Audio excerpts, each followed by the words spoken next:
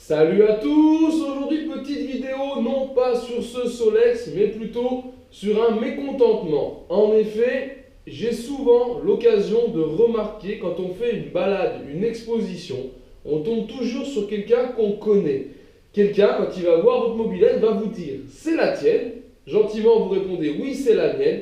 Et le mec ne peut s'empêcher d'y toucher.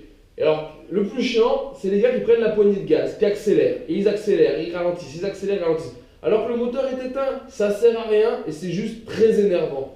On a aussi, donc là c'est un Solex, mais on a aussi sur des modèles comme la Comet 4, ici un embrayage avec des vitesses. Les mecs ne peuvent pas s'empêcher de passer les vitesses à l'arrêt. C'est inutile, ça abîme, ça sert strictement à rien. Et le plus chiant, je vais vous le faire en démo, on a tous connu ça.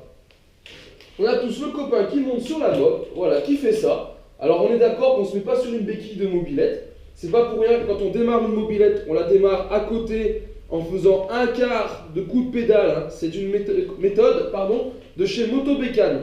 Donc c'est pour ça qu'on le fait, c'est pour pas allumer la béquille. La béquille sert juste à maintenir le véhicule Solex, cyclomoteur, mobilette, comme ça, debout, en état de stationnement, soit en gros un poids de 40 kg.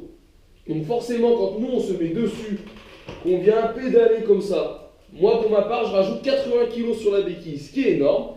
Et après voilà, pour en revenir à mon histoire, c'est souvent le copain qui est dessus et qui fait ça.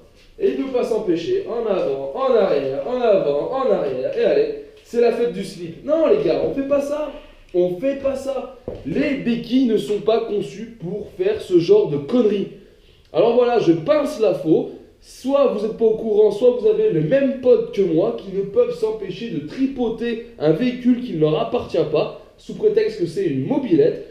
Je suis désolé, ok c'est une mobilette, ok ça vaut pas très cher, mais pour certains comme moi, il y a des véhicules qui sont de collection, qu'on a eu du mal à trouver, dont les pièces sont assez rares et dont on n'a pas envie que les gens touchent.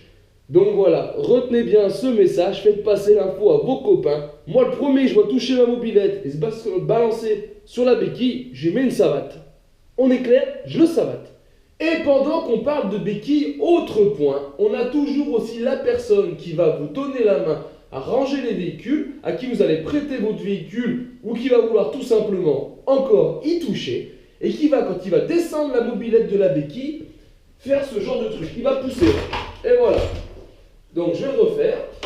Là on est sur un sol qui accroche, mais pour la plupart la béquille dérape par terre et quand il la pousse, accroche et il raye la béquille. Alors qu'il s'agit tout simplement de lever la mobilette, ranger la béquille et on repose, voilà, c'est réglé. On n'a pas rayé la béquille par terre, on n'a pas fait frotter la béquille par terre. Voilà, c'est tout con. Mais merde, il y a des mecs qui font ça quoi, c'est ouf, c'est ouf. Alors voilà, c'est juste ça, je m'énerve pas, je le dis gentiment.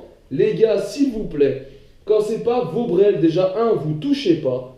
Et deux, vous faites gaffe, respectez le travail des autres, la restauration des autres. Même si le véhicule est dans son jus, il peut être sentimental, on n'abîme pas et on ne touche pas le véhicule de quelqu'un d'autre.